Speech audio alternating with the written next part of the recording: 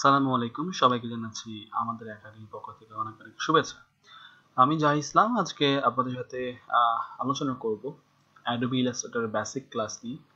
তো যারা এখনো সফটওয়্যারটি ইনস্টল করেননি তাদের জন্য নোট হচ্ছে গিয়ে আপনারা সফটওয়্যারটি আমাদের লিঙ্ক থেকে ডাউনলোড করে ইনস্টল করে নিতে পারেন এবং সেখানে একটা ভিডিও দেওয়া আছে, আপনি চাইলে এই ভিডিওটি দেখেও ইনস্টল করে নিতে পারেন। তো প্রথমেই বলে নিই, আমরা আজকে যে সফটওয়্যার নিয়ে কাজ শুরু করব, তো এই সফটওয়্যারের ভার্সনটি হচ্ছে অ্যাডোবি ইলাস্ট্রেটর সিসি 2019। মোটামুটি বলতে পারেন সবাই যে একদম লেটেস্ট একটা সফটওয়্যার। এরপর জাস্ট একটা ভার্সন আছে 2020। তো 2020-তে কাজ করতে হলে আসলে পিসি কনফিগারেশনটা একটু হাই লাগে, তো দ্যাটস ওয়াই আমরা এই ভার্সনটাকে একটু সুইটেবল মনে করছি। তো এই সফটওয়্যারে কাজ করতে হলে মূলত আপনাদের যেটা মাথায় রাখতে হবে সেটা হচ্ছে গিয়ে আপনাদের মিনিমাম র্যাম 4 GB হতে হবে এবং কোর i3-র উপরে যদি আপনাদের প্রসেসরটা হয় সেক্ষেত্রে বেটার আপনারা একটা এক্সপিরিয়েন্স পাবেন। আদারওয়াইজ কিছু কাজ করতে গেলে আপনাদের অনেক কিছু লাইক স্লো হয়ে যেতে পারে, লাইক পিসি অনেকটা হ্যাং হয়ে যেতে পারে, অনেক ধরনের ঝামেলা আপনারা আসলে পড়তে পারেন। ওকে, সো আপনারা যারা ইতিমধ্যে ফটোশপ শিখে ফেলেছেন, সো ফটোশপের সাথে যদি আমি এটাকে কম্পেয়ার করি এই সফটওয়্যারটা, তো দুই ক্যাটাগরি সফটওয়্যার। অ্যাডোবি ফটোশপ হচ্ছে একটি raster base software, raster graphics base software. তো অ্যাডোবি ফটোশপে মূলত আমরা যেটা করে থাকি সেটা হচ্ছে কি আমরা এখানে রাস্টার গ্রাফিক্সে কাজ করি, ছবির কাজ করি। তো একদম ভেঙে বলি যে ছবির কাজ করা হয়, পিক্সেলের কাজ করা হয়, এবং এখানে কাজ করতে হলে লাইক আপনি ছবি নিয়ে যখন কাজ করবেন অনেক জুম করলে ছবিটা ফেটে যায়, রাইট? তো এদিক থেকে আবার অ্যাডোবি ইলাস্ট্রেটর সফটওয়্যারটা একটু আপডেট। এটার ওয়ার্কিং কোয়ালিটি হচ্ছে গিয়ে ভেক্টর, লাইক এলিমেন্ট হচ্ছে ভেক্টর নিয়ে কাজ করে। তো এখানে সুবিধা হচ্ছে গিয়ে আপনি যত বেশি জুম করেন না কেন, যতই আপনি এটাকে ট্রান্সফর্ম করেন না কেন, এটার কোনো কোয়ালিটি লস হবে না। তো অ্যাজ ইট ইজ থেকে যাবে এবং হাই কোয়ালিটি থাকবে। তো আরো যদি ডিটেলস আমরা বলতে চাই, লাইক আমরা অনেকেই চিন্তা করি অনেক সময় যে আমরা যে বিলবোর্ড গুলো দেখি, বিশাল বড় বড় বিলবোর্ড, এগুলো তো প্রিন্ট হচ্ছে, রাইট? সো আপনি নর্মাল একটা প্রিন্ট দিলে তো ফেটে যাচ্ছে বা ঘোলা হয়ে যাচ্ছে ফটোশপ থেকে কাজ করে বা জেপিজি কাজ করে। তাহলে ওই কাজগুলো কেন ঘোলা হচ্ছে না বা ফেটে যাচ্ছে না বা কেন ব্লারি হচ্ছে না? বিকজ ওই কাজগুলো বা ওই ডিজাইনগুলো মূলত ভেক্টর মেথড দিয়ে করা। আর এই ভেক্টর মেথড দিয়ে কাজ করে কে? অ্যাডোবি ইলাস্ট্রেটর সফটওয়্যারটা। এই সফটওয়্যারটা মূলত হচ্ছে ভেক্টর মেথড। এছাড়াও আরো অন্যান্য ভেক্টর সফটওয়্যার আছে, তবে এই সফটওয়্যারটা হচ্ছে বেস্ট ফর ভেক্টর। তো প্রথমেই কোনো সফটওয়্যার নিয়ে কাজ করার আগে আমি যেটা করি যে সফটওয়্যার ইন্টারফেস সম্পর্কে আমাদের জানতে হবে খুব ভালো করে। তো আপনারা দেখতে পাচ্ছেন আমি সফটওয়্যারটা ওপেন করে রেখেছি এখানে। তো এখানে যারা CS6 তে কাজ করেন তার থেকে একটু ডিফারেন্ট এটার ইন্টারফেসটা। তো আমি সফটওয়্যারটা ওপেন করার পরই এরকম কিছু অপশন পেয়ে যাচ্ছি, ক্রিয়েট নিউ, ওপেন। সো এখানে কিছু মেজারমেন্ট ভ্যালু পেয়ে যাচ্ছে, রাইট? তো আমরা যদি অ্যাজ ইউজুয়াল ফাইল থেকে শুরু করি, ফাইল থেকে নিউ ডকুমেন্ট নিয়ে শুরু করি, এটা আমাদের আসলে হ্যাবিট। সো আমরা ফাইল থেকে নিউ নিয়ে কাজ করি যদি, তো এখানে কিছু ক্যাটাগরি আপনারা পাবেন। সো রিসেন্ট একটা সেকশন পাবেন আপনারা। রিসেন্ট হচ্ছে কি আমি রিসেন্টলি যেই ডকুমেন্ট সাইজ নিয়ে কাজ করছি সেটা এখানে পেয়ে যাবেন। সেভ যদি কিছু থাকে, তো এখানে কিছু নাই, আমি সেভ করি নাই, দ্যাটস ওয়াই নাই। তো সেভ কিছু থাকলে মানে কোনো ডকুমেন্ট সেভ করা থাকলে সেটা আপনি এখান থেকে নিতে পারবেন। সাইজটা অনলি মোবাইল সাইজ, বিভিন্ন device, Android device, iOS device, হ্যাঁ, সেই ডিভাইসগুলো সাইজগুলো যেমন হয় সেগুলো অটোমেটিক এখানে দেওয়া আছে। সো আপনি জাস্ট ক্লিক করবেন, সাইজটা চলে আসবে, ক্লিক করবেন, সাইজ চলে আসবে। হ্যাঁ, একদম খুব নর্মাল একটা বিষয়, মানে আপনাকে কষ্ট করে সাইজ খোঁজা লাগবে না, এখানে সাইজ পেয়ে যাচ্ছে। যদি আপনি কাজটা করেন কোনো ওয়েব প্ল্যাটফর্মের জন্য, কমন সাইজ, ওয়েব পেজের সাইজ কেমন হয়, ওয়েবের সাইজ কেমন হচ্ছে, মিনিমাম সাইজ কতটুকু হতে পারে, এরকম অনেক অনেক সাইজ, আইএমএক এর সাইজ কতটুকু হওয়া উচিত, এরকম অনেকগুলো সাইজ দেওয়া আছে অ্যাজ পার ইউর রিকোয়ারমেন্ট। আপনি এখান থেকেও চাইলে সাইজ বা ডকুমেন্ট নিতে পারেন। দেন আসছে প্রিন্ট, যেটার জন্য এই সফটওয়্যারটা সেরা, লাইক প্রিন্টিং কাজের জন্য। Letter paper size, A4 size, legal size, tablet size আছে, এখানে A3 আছে, দেন আছে B4, দেন B5, মানে সাইজগুলো দেওয়া আছে। আর সাইজগুলো এখন আপনারা পিটিতে দেখতে পাচ্ছেন। সো পিটি এখান থেকে যদি চেঞ্জ করে আমি ইঞ্চ করি, রাইট? সো দেখেন এখানে বাই ডিফল্ট এখানে ইঞ্চ দেওয়া আছে, দ্যাটস এখানে পিটি শো করতেছে, পিটি দেওয়া আছে। তো এখান থেকে পেয়ে যাচ্ছি ফ্লিম্যান। আপনি যদি ভিডিওর জন্য কাজ করেন সেক্ষেত্রে মানে ভিডিও কোনো একটা স্ক্রিন তৈরি করবেন, ডিজাইন তৈরি করবেন, হ্যাঁ, ইউএসডি ডিজাইন তৈরি করবেন, সেক্ষেত্রে আপনি এখান থেকেও নিতে পারেন। এছাড়া আর্ট ইলাস্ট্রেশনের বিভিন্ন রকম সাইজ, পোর্ট্রেট সাইজ, বিভিন্ন রকম post card size, letter size, table size, এখানে অনেকগুলো সাইজ কিন্তু এখানে দেওয়া আছে। মোট কথা এখানে মূলত সাইজ নিয়ে আপনাদের তেমন বেশি স্ট্রাগল করতে হবে না, সাইজ আপনারা খুব নর্মালি এখানে পেয়ে যাবেন। আচ্ছা, তো এবার সাপোজ আমি ওয়েবের জন্য কাজ করব, আমি এখান থেকে কমন একটা সাইজ নিলাম, সো দেখেন এখানে, এবং এখানে সেই মেজারমেন্টের, এখানে চাইলে ডকুমেন্টের নাম চেঞ্জ করা পসিবল, লাইক আপনি নামটা চেঞ্জ করতে যাচ্ছেন ডকুমেন্টে, সেটা পসিবল এখান থেকে করা। দেন আমরা যদি চাই লাইক মেজারমেন্টের ভ্যালুটা চেঞ্জ করবো, এখান থেকে কি হবে, পয়েন্ট পিকাস কলাম নাকি এখান থেকে মিলিমিটার, সেন্টিমিটার, ইঞ্চ, হ্যাঁ অনেকগুলো মেজারমেন্ট ভ্যালু আছে, তো সেটা এখান থেকে চেঞ্জ করা পসিবল। ব্লিড দেওয়া পসিবল এখান থেকে। অ্যাডভান্স অপশন যদি ক্লিক করি এখানে, সো কালার মোড, আমরা বেসিক্যালি দুইটা কালার মোড পাই এই সফটওয়্যারে, একটা হচ্ছে RGB, একটা হচ্ছে CMYK। আপনি যখন লোগোর কাজ করবেন, আপনি যদি কোনো ওয়েবের জন্য কাজ করেন, সেক্ষেত্রে আপনি RGB নিয়ে কাজ করবেন। আপনি যদি প্রিন্টিং কোনো সেক্টরের জন্য কাজ করেন, লাইক সেটা প্রিন্ট হবে, সেক্ষেত্রে আপনি সেটা CMYK নিয়ে কাজ করবেন। তো এটা আমরা জানি ইতিমধ্যে, আমরা এগুলো নিয়ে কাজ করে ফেলছি। Raster effect 300 for print, 72 for web, so এগুলো আমরা জানি। আর এখানে প্রিভিউ মোড অ্যাজ ইউজুয়াল যা আছে সেটা থাকবে, এটা চেঞ্জ করার দরকার নেই। তো মোটামুটি এই ছিল আমাদের ডকুমেন্ট সেটআপ। সো আপনি এখান থেকে আপনার পছন্দ মতো ডকুমেন্ট সেটআপ করে নিতে পারেন চাইলে খুব সহজে। তো ডকুমেন্ট সেটআপ করার পর আমি সামনে যাই, জাস্ট ক্রিয়েট ক্লিক করলে দেখেন এখানে ডকুমেন্ট সেটআপ হয়ে গেছে বা চলে আসছে। আচ্ছা, তো কিছু এই CSS থেকে কিন্তু এই ভার্সনটা কিছু পার্থক্য আছে, হ্যাঁ বেশ কিছু পার্থক্য আছে। টুলস প্রায় সেম, বাট টুলসের সেটআপ গুলো একটু ঝামেলা আছে। তো আমি আগে ইন্টারফেস নিয়ে কথা বলি। সেম ভাবে আপনি এটা পাচ্ছেন মেনু বার, দেন হচ্ছে টুলস বার, দেন পাচ্ছেন এটাকে বলা হচ্ছে ফ্লোটিং প্যানেল। তো যখন কোনো টুলস নিচ্ছেন, রাইট, তো এখানে যে অপশন বার আসার কথা সেটা কিন্তু এখানে আসছে না, রাইট। তো এই অপশন বারগুলো আমরা পাচ্ছি ডান পাশে, সি, তার নাম হচ্ছে কি প্রপার্টিস পাচ্ছি, তার নামে দেখেন প্রপার্টিস। যে কোনো অপশন নেন আপনি, তার অপশনগুলো আমরা মূলত পাচ্ছি ডান পাশে শো করতেছে, মানে এই যে ফ্লোটিং প্যানেলের আন্ডারে শো করতেছে, এবং এখানে কিন্তু লেয়ারটা আছে, লেয়ার এন্ড প্রপার্টিস। অপশন বারটা কিন্তু এখানে আমরা পাচ্ছি না, যেটা আমরা CS6 এ পাচ্ছিলাম, সেই অপশনগুলো আমরা ডান পাশে পাচ্ছি। এটাকে ডাবল করা যায় অ্যাজ ইউজুয়াল, এটা করি। তো এখানে কিছু টুলস আপনারা হয়তো পাবেন না, মনে হবে মিসিং। তো সাপোজ কিছু টুল না থাকে, তো সেক্ষেত্রে আমি যেটা সাজেস্ট করবো, এখানে দেখেন একটা অপশন আছে এডিট টুলবার। তো ক্লিক করলে দেখেন এই যে টুলস গুলো, এগুলো কিন্তু এখানে দেওয়া নাই। টুলস গুলো আছে বাট এখানে শো করা নেই। তো এগুলো আনার জন্য আমাকে জাস্ট এগুলো এরকম ক্লিক করে টেনে ছেড়ে দিতে হবে, লাইক কিরকম, এই যে প্রিন্ট টিল্টিং টুল, তো এটা টেনে এনে এখানে ছেড়ে দিলাম। তো দেখেন এই টুলের মধ্যে কিন্তু ঢুকে গেছে, নিচে চলে আসছে। তো সেম ভাবে যেই যে টুলস গুলো বেসিক্যালি মিসিং আছে, সেই টুলস গুলো আপনার চাইলে এখান থেকে ট্র্যাক করে নিয়ে আসতে পারেন। এখানে যে আমার দরকার টুলস গুলো, তো আপনি আর্ট চাচ্ছেন, তো এখানে আর্ট কোন একটা টুলের মধ্যে ঢুকাই দিবেন, এখানে চলে আসবে। ঠিক আছে, কোন টুলস যদি আপনি মিসিং পান, সো এখানে এসে খুঁজতে হবে, লাইক ক্লিক করবে, এখানে এসে ক্লিক করে আমরা সেই টুলস গুলো এখানে পেয়ে যাবো, এবং এখান থেকে আপনারা জাস্ট এখানে নিয়ে টেনে ড্র্যাগ করে নিয়ে চলে আসেন। তো এটা নিয়ে কিন্তু ঘাবড়ানোর কিছু নাই, যে টুলস গুলো নাই কেন, বা কেন এটা কিভাবে হচ্ছে, বা নাই কেন। ঠিক আছে, ওকে। ওয়েল, সো আরো কিছু বেসিক নিয়ে কথা বলি, সেটা হচ্ছে কি আমরা ফটোশপে যে মুভ টুল পেতাম, এখানে আসলে মুভ টুল বলতে কিছু নাই, এখানে আছে সিলেকশন টুল, বাট শর্টকাট সে আগেরটাই, ভি শর্টকাট। সো আগের টুলগুলোই মোটামুটি আছে, পার্থক্য এরকম। তো পার্থক্য মেইন যে জায়গাটা আছে এখানে, সেটা হচ্ছে গিয়ে আমরা পার্থক্য পাচ্ছি কালার প্যালেটে। সো এখানে কালার প্যালেট দুইটা, ফিলার স্ট্রোক। ফটোশপে ছিল ফরগ্রাউন্ড ব্যাকগ্রাউন্ড, এখানে হচ্ছে ফিলার স্ট্রোক, যেটা শেপের কালার মোড আমরা বলি আসলে। ঠিক আছে, তো আমরা এখন কিছু টুলস দিয়ে বেসিক কাজ, টুলস নিয়ে কাজ করব। তো প্রথম কথা হচ্ছে লেয়ার নিয়ে চিন্তা করার কিছু নেই, এখানে লেয়ার অটোমেটিক জেনারেট হয় এবং অ্যারেঞ্জ করা খুব ইজি। লেয়ার নিয়ে আপনাদের কোনো চিন্তা করার কিছু নাই, লেয়ার নিয়ে চিন্তা করবেন না, জাস্ট কাজ করে দেবেন। ওকে, সো আমরা সাপোজ এখন শেপ নিব। তো এখানে শেপ টুল আনতে হলে ক্লিক করে ড্র্যাগ করবেন। আপনি চাইলে এখানে ক্লিক করে রাখলে টুলটা এখান থেকে নিয়েও কাজ করতে পারবেন যখন তখন, বা এখানে ক্লিক করে ধরলে এখান থেকে নিয়েও কাজ করতে পারবেন। ঠিক আছে, ওকে। সো রেক্টেঙ্গুলার টুল, আমি এখান থেকে রেক্টেঙ্গুলার নিচ্ছি, বাট দেখেন এখন এখানে কালার প্যালেটে দুইটা কালারই অন আছে। ফিলটা হচ্ছে হোয়াইট, দ্যাটস ওয়াই মাঝখানটা হোয়াইট হয়ে আছে। স্ট্রোকটা হচ্ছে ব্ল্যাক, দ্যাটস ওয়াই স্ট্রোক মানে কি সাইডে যে বর্ডার, এটা ব্ল্যাক হয়ে আছে। তো আমি একটু কালার দিই, তাহলে আপনাদের বুঝতে সুবিধা হবে। ওকে, ফাইন, দেন এখান থেকে আমরা এটাকে অফ করে দিই। ঠিক আছে, সো এখানে কিন্তু আমরা শেপ পেয়ে গেছি এখানে মোটামুটি। তো চাইলে কালার এখান থেকে চেঞ্জ করা পসিবল, আমাদের পছন্দ মতো যে কোনো কালার নেওয়া পসিবল। তো এরকম আরো যে টুলস গুলো আছে, লাইক ইলিপস পাচ্ছেন এখান থেকে আপনি, ইলিপস। সো আমরা যদি একটু ব্যাকে যাই, লাইক লিস্ট পাচ্ছি এখান থেকে, দেন আমরা পাচ্ছি কি সেখানে আছে পলিগন।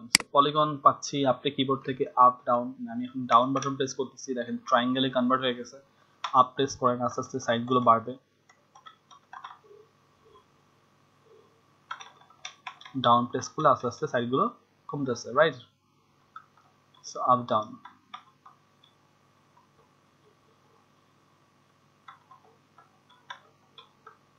রাইট? এই যে দেখতে পাচ্ছি সেম ভাবে স্টার নেন, স্টার আছে, আপ প্রেস করেন, স্টারের উইংস গুলো বাড়তেছে, আপ আপ প্রেস করতেছি, দেখেন প্রচুর পরিমাণ উইংস চলে আসছে।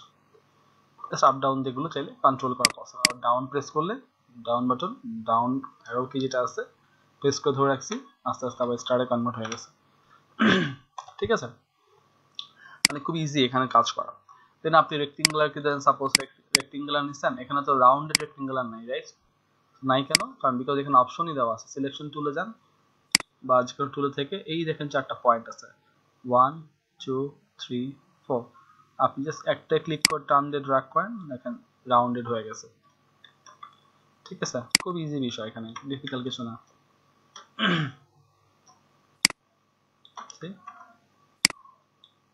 জাস্ট ক্লিক করে ড্র্যাগ করেন, এটা রাউন্ড হয়ে আছে। এখান থেকে যে কোনো সময় চাইলে আপনি এটাকে রাউন্ড করতে পারবেন। ওকে, সো আশা করি আপনারা বুঝতে পারছেন বিষয়টা। একটা সাইডে পসিবল কি করে, তো সিঙ্গেল একটা ক্লিক করবেন যে কোনো একটা সাইডে, সিঙ্গেল ক্লিক, অল্টার ধরে ক্লিক করে ড্র্যাগ করেন, একটা সাইডে এরকম চাইলে আপনি রাউন্ড করতে পারবেন, যেটা কিনা CS6 ভার্সনগুলোতে কিন্তু এই ফিচারগুলো নেই মোট কথা। ঠিক আছে, দেন আমরা যদি নিয়ে কথা বলি, এখানে কালারটা চেঞ্জ করি, আমরা এখান থেকে কালারটা চেঞ্জ করলে আমরা ভালো বুঝতে পারবো। লাইক আমি এখানে দুইটা অবজেক্ট নিলাম, তো একটু ছোট করে দিই।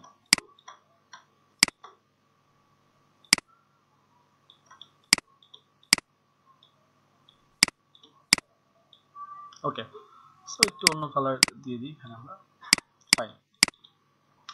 তো এখন আমি চাচ্ছি আরো দুটো নিয়ে নিতে, এখান থেকে কপি করে।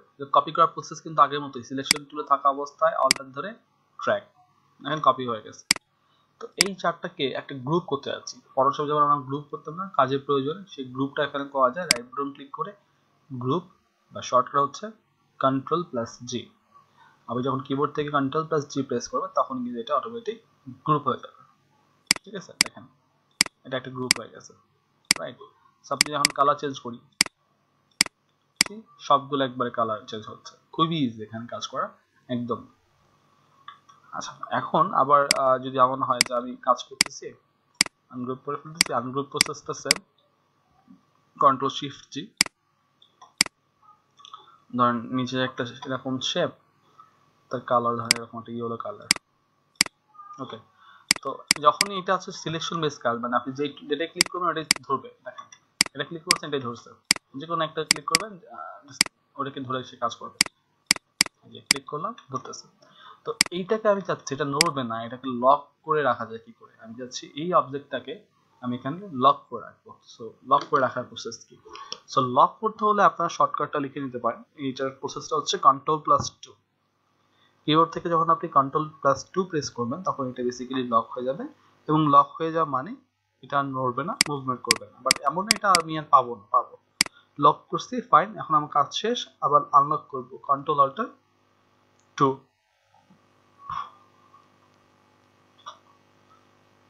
সো দেখেন খুব সহজে কিন্তু এটা আনলক হয়ে গেছে। তো লক কেন করি, আমি যখন অনেক মানে ডাইনামিক কাজ করব, তো অনেক ক্ষেত্রে যেটা হয় আমাদের একটা শেপ মুভ করতে গেলে আরেকটা শেপ মুভ হয়ে যায়, এই ধরনের সমস্যা থেকে পরিত্রাণ পাওয়ার জন্য আমরা লক করে দিই। আচ্ছা, আরেকটা বিষয় এবার আসি, যে আমরা অবজেক্ট হাইড করতাম, রাইট? যে হাইড করতাম, আমরা হাইড করার প্রসেসটা কি ছিল, যে আমি এটা আমার এখন দরকার নাই, হাইড করে রাখবো। লেয়ার আইটা অফ করতাম, এখানে তো লেয়ার আই মানে লেয়ারে যেও করা যায়, আই অফ করে সব অফ হয়ে গেছে, খেয়াল করছেন? তো স্পেসিফিকলি এটাকে আমি হাইড করতে চাই, শর্টকাটটা হচ্ছে Ctrl+3। যখন আপনি কিবোর্ড থেকে Ctrl+3 প্রেস করবেন তখন এটা অটোমেটিক হাইড হয়ে যাবে। বুঝতে পেরেছি সবাই? সো Ctrl+3 আর Ctrl+Alt+3 প্রেস করলে এটা আবার আনহাইড হয়ে যাবে। লাইক আপনি যখন Ctrl+3 দিবেন এটা হাইড হলো, Ctrl+Alt+3 দিলে তখন এটা আনহাইড হয়ে গেছে। ঠিক আছে, এইভাবে আমরা অবজেক্টকে হাইড করতে পারি, আমরা আবার এটাকে ভিজিবলও করতে পারি শর্টকাট প্রেস করে। এগুলো কিন্তু আমাদের অনেক প্রয়োজন হবে কাজ করার সুবিধার্থে। ওকে, তাহলে এবার যদি আমরা আসি যে অ্যারেঞ্জমেন্টের বিষয়টা কি করে হবে, আমি চাচ্ছি যে একটা লেয়ার নিলাম, এখানে আরেকটা লেয়ার নিলাম, এখানে আরেকটা লেয়ার নিলাম,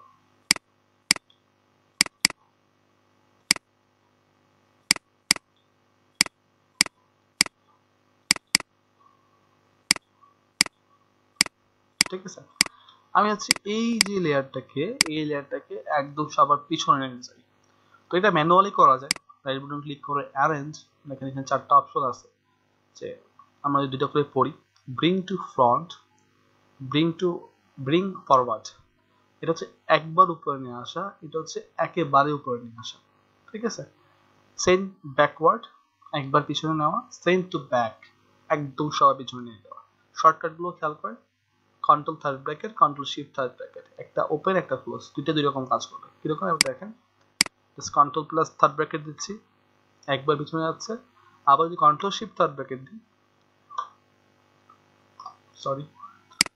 কন্ট্রোল শিফট থার্ড ব্র্যাকেট দিই, দেখেন একবারে পিছনে চলে আসছে। আবার যদি আমি control shift third bracket press করি, আমার দেখেন কি হচ্ছে, একবারে সবার উপরে চলে আসছে। রাইট। এইভাবে চাইলে কিন্তু আমাদের ডকুমেন্টে আমরা অ্যারেঞ্জ করে কাজ করতে পারি, এবং এটা কিন্তু অনেক ইজি একটা প্রসেস। এই প্রসেসে চাইলে কিন্তু আমরা অ্যারেঞ্জমেন্ট করতে পারি। আমার অনেক প্রয়োজন হবে কাজ করার ক্ষেত্রে, যে এক লেয়ারকে উপরে নিচে নেওয়া, এটা কি করে পসিবল। ঠিক আছে। তো উপরে নেওয়ার জন্য কীভাবে শর্টকাট ইউজ করতে হবে, নিচে নেওয়ার জন্য কীভাবে শর্টকাট ইউজ করতে হবে, সেই বিষয়গুলো কিন্তু আমাদেরকে জানতে হবে। এগুলো না জানলে কিন্তু কাজ করতে অসুবিধা হবে। রাইট। তো এবার হচ্ছে ট্রান্সফর্ম, খুব সিলি একটা বিষয়, যে আমি একটা শেপ নিলাম, আমি একটা ট্রান্সফর্ম কি করে করবো, লাইক ছোট বড় কি করে করবো।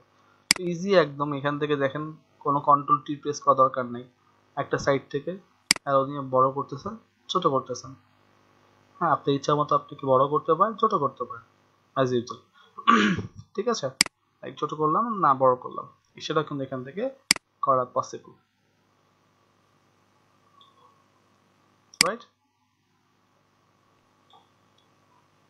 যে কোনো ইন থেকে।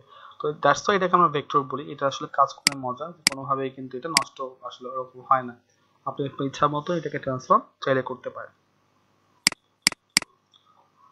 ওকে, এবার আরো কিছু মজার টুলস দেখবো বেসিক টুলস এর মধ্যে। সেটা হচ্ছে গিয়ে, ধরেন আমি একটা শেপ নিচ্ছি এখানে, তো আমি চাচ্ছি এই শেপটার উপরে, এই শেপটাকে কপি করে এর উপরেই সেম জায়গায় পেস্ট করব।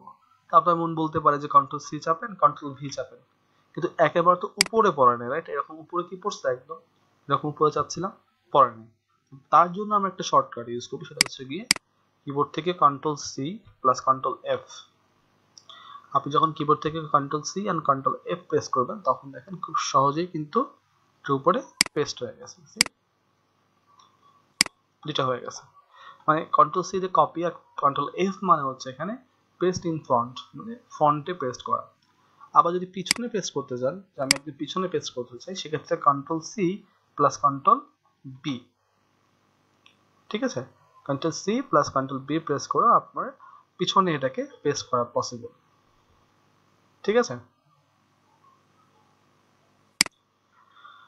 ওকে, সো দেন আমরা যেটা দেখবো সেটা হচ্ছে গিয়ে ট্রান্সফর্ম এগেইন একটা অপশন আছে এখানে, খুব মজার লাগে। আপনি একটা রেক্টেঙ্গুলার নিলেন এখানে, আমি একটু এটাকে থিন করে দিই। তো ফার্স্ট স্টেপ, আপনি অল্টার দিয়ে কপি করলেন, কপি। এবারে কিবোর্ড থেকে কন্ট্রোল ডি প্রেস করেন, কিবোর্ড থেকে কন্ট্রোল ডি প্রেস করে দেখেন অটোমেটিক বাকিগুলো কপি হয়ে গেছে। এর মানে হচ্ছে ফার্স্ট স্টেপ আপনি দেখাই দিবেন, আর জাস্ট দেন তারপর আপনি কন্ট্রোল ডি প্রেস করবেন, লাইক এখান থেকে একটা এরকম নিলাম। ফার্স্ট স্টেপ আমি এরকম এরকম কপি দেখাই দিলাম উপর দিকে, দেন কিবোর্ড থেকে কন্ট্রোল ডি প্রেস করেন। বাকি বিষয়টা সে তার মতো করে অটোমেটিক করবে, আমার প্রথম মেজারমেন্টটা হিসাব করে সে তার অটোমেটিক কাজ করবে। সো আশা করি আপনারা সবাই বুঝতে পেরেছেন বিষয়টা, যে কি করে এখানে ট্রান্সফর্ম এগেইন কাজ করতেছে। ওকে, তো নিউ ডকুমেন্টের থেকে একটা বিষয় আমরা মিস করে গেছি আলোচনা করা, সেটা হচ্ছে আর্টবোর্ড। তো এখানে মূলত আর্টবোর্ড সিস্টেমে কাজ করে। তো আমরা যদি একটু যাই এখানে, যে আপনি ডান পাশে দেখতে পাচ্ছেন, আমি যখন এখানে কমন নিচ্ছিলাম, কমন সাইজ, তো ডান পাশে একটা অপশন ছিল এখানে, সেটা হচ্ছে আর্টবোর্ড। মানে আপনার ডকুমেন্টের ভিতরে আর্টবোর্ড কয়টা হবে। সো আমি দুইটা আর্টবোর্ড দিচ্ছি, তাহলে বুঝতে পারবেন। এবার দেখেন আমার পাশাপাশি দুইটা আর্টবোর্ড, আমি চাইলে দুই জায়গায় ডিজাইন করতে পারবো। তো মূলত এই অংশটাকেই বলা হচ্ছে আর্টবোর্ড, যেটা আমরা এখানে কাজ করতেছিলাম,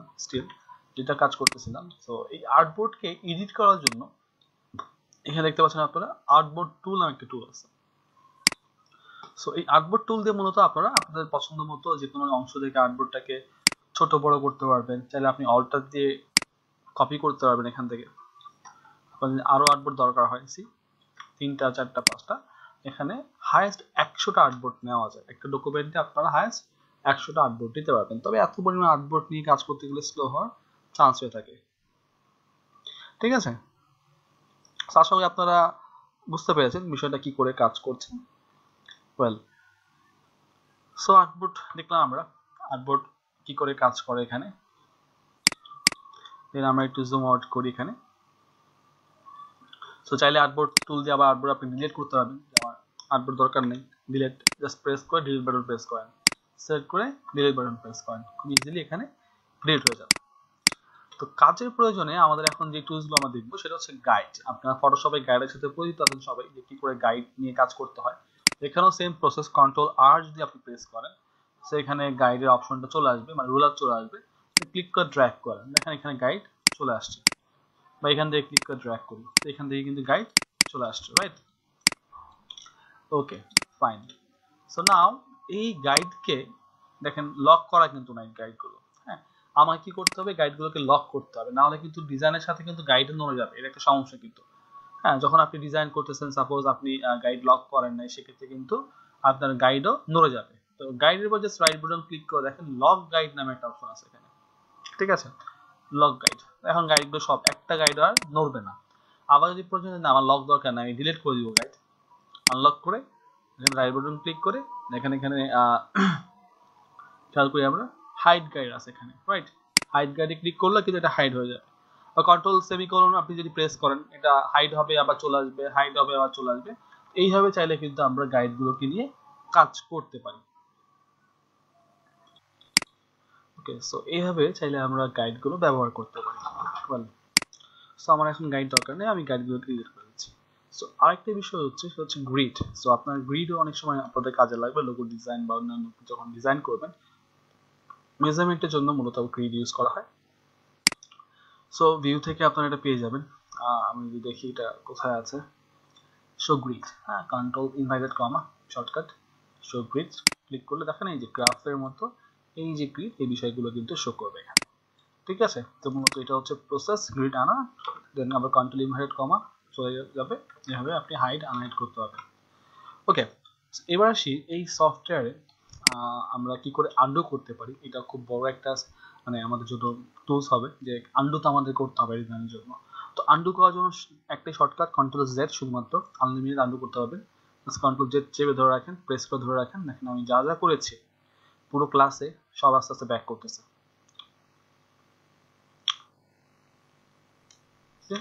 একদম শেষ পর্যন্ত বিষয়গুলো ব্যাক করেছে, রাইট? আবার যদি রিডু করতে চান, যে আমি যা করেছি এটাকে রিডু করতে চাই, সেক্ষেত্রে control shift Z just press করবেন, যে টুলসগুলো আছে সেগুলো আবার রিডু হবে। ঠিক আছে, তো এইভাবে চাইলে আমরা আনডু এবং রিডু দুটা কাজই করতে পারতেছি। এবার আসি আপনাদের আজকের ক্লাসে আপনাদের এই যে টুলসগুলো দিয়ে একটা ছোট একটা অ্যাসাইনমেন্ট থাকবে। সেই অ্যাসাইনমেন্টটা হচ্ছে কি, যে একটা কার্টুন ক্যারেক্টার ডিজাইন করতে হবে আপনাদেরকে। সেটা কি করে আমরা কার্টুন ডিজাইন করতে পারবো, মানে ছোট্ট একটা কাজ টেস্ট করতে হবে কার্টুন ডিজাইনের। সাপোজ আমি এখানে একটা শেপ নিচ্ছি, অলরাইট, এখান থেকে লিফট নিচ্ছে একটা, দেন আমি আরেকটা লিফট নিচ্ছি, স্পেস দিয়ে, এগুলো কিন্তু আগের টুলসই। হ্যাঁ, স্পেস দিয়ে আপনি ছোট বড় করবেন যে বিষয়গুলো। তো হোয়াইট না দিয়ে অফ হোয়াইট কালার এখানে আমি দিয়ে দিচ্ছি। ঠিক আছে, জুম করে নি একটু, ফাইন। দেন এখানে আমি আরেকটা চাচ্ছি,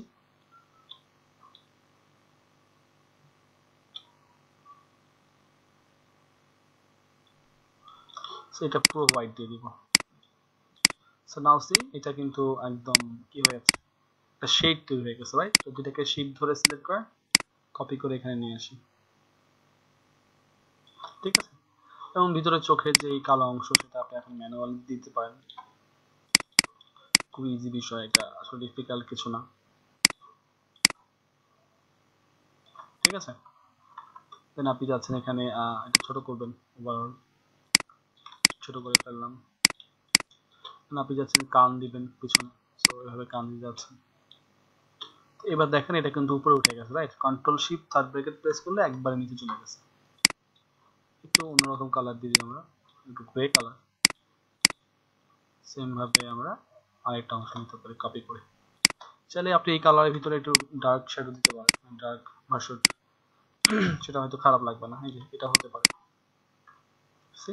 দেন আপনি মুভ দেন বা অন্য কিছু দেন, দিয়ে আপনি এরকম করে জাস্ট একটা কার্টুন তৈরি করে ফেলতে হবে।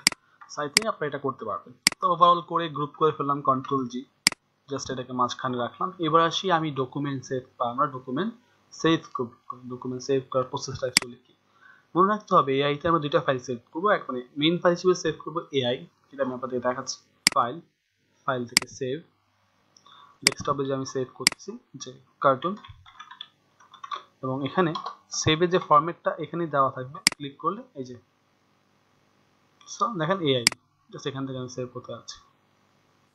ওকে, দেন অ্যাজ ইউজুয়াল ওকে দিলে এখানে ডকুমেন্টটা সেভ হয়ে যাবে। ডান। এবং আরেকটা সেভ করবো ফর ওয়েব, সেটা হচ্ছে গিয়ে ফাইল থেকে সেভ ফর ওয়েব। যে ফাইল থেকে আমরা সেভ ফর ওয়েব, এটা সেভ ফর ওয়েব এখানে নাই, এক্সপোর্ট থেকে সেভ ফর ওয়েব। দেখেন ফাইল থেকে এক্সপোর্ট থেকে সেভ ফর ওয়েব এখানে পাচ্ছি। এটা এখান থেকে আমরা এই যে জেপিজিটা সেভ করব। জেপিজি সিলেক্ট করলাম, এখান থেকে জেপিজি সিলেক্ট করে সেভ দেন। দেন ডেস্কটপে আপনি আপনার মতো করে এখানে জাস্ট কার্টুন লিখে সেভ দিয়ে দেন। ওকে, ডেস্কটপ সেভ, ঠিক আছে। সো এইভাবে চাইলে আমরা মোটামুটি আমাদের ডকুমেন্টগুলো সেভ করতে পারবো। সো আশা করি আপনারা বিষয়গুলো বুঝতে পেরেছেন। তো এই সফটওয়্যারটা কাজ করা অনেক ইজি, কিন্তু আপনাদেরকে প্রচুর পরিমাণ প্র্যাকটিস করতে হবে। আমি বলবো ফটোশপের থেকে কিছু কিছু জায়গায় এটা অনেক ইজি ভাবে কাজ করে,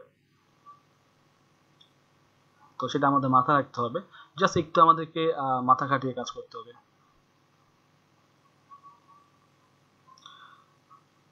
ওকে, সো আমরা আজকে কি কি শিখলাম একটু যদি আমরা রিক্যাপ করি। আজকে মূলত আমরা ডকুমেন্ট সেটআপ শিখেছি। আমরা আজকে ডকুমেন্ট সেটআপের ভিতরে যেই প্ল্যাটফর্মগুলো আছে, কি কি জন্য আমরা কাজ করতে পারবো, সেই বিষয়গুলো নিয়ে আজকে আমরা মূলত কথা বলেছি। এবং এর পাশাপাশি আমরা কথা বলেছি যে কি করে আমরা এখানে ডকুমেন্ট সেটআপ করার পর আর্টবোর্ডটাকে কাস্টমাইজ করতে পারবো, এবং আর্টবোর্ডের কাজ কি সেটাও কিন্তু আমরা এখানে দেখেছি আজকে। এবং দেন আমরা কিছু বেসিক টুল, শেপ টুল যেগুলো এখানে আছে, শেপ টুল কি করে কাস্টমাইজ করতে হয়, সেই বিষয়গুলো কিন্তু নিয়ে আমরা আলোচনা করেছি।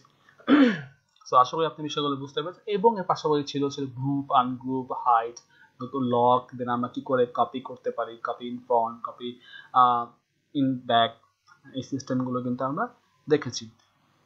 দেন কালার অ্যাপ্লাই প্রসেস, কি করে কালার অ্যাপ্লাই করতে হয়, দেন আর্টবোর্ডকে কি করে কাস্টমাইজ করতে হয়, সেই বিষয়গুলো নিয়ে আমরা কথা বলে ফেলেছি। দেন কি করে ডকুমেন্ট সেভ করতে হয়, ডকুমেন্ট সেভ ফর ওয়েব অপশনটা কোথায় আছে এখানে, দেন আমরা এখানে কি করে লাইক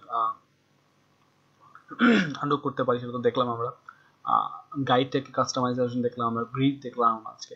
তো বেশ কিছু আজকে টুলস কিন্তু আমরা দেখে ফেলেছি, যেগুলো কিন্তু আমাদের কাজ করতে অনেক অনেক বেশি সাহায্য করবে।